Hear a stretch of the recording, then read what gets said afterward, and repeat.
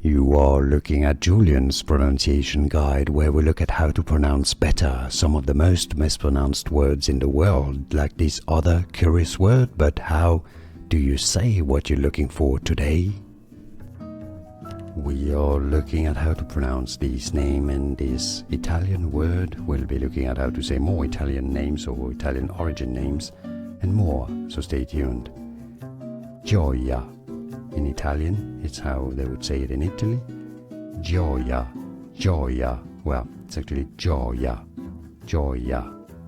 Okay, so G-I at the beginning forms like a J.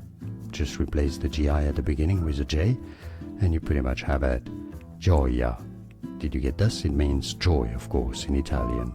Like this video if you found it useful. I appreciate your support. More videos for you here to learn more. Thanks for watching.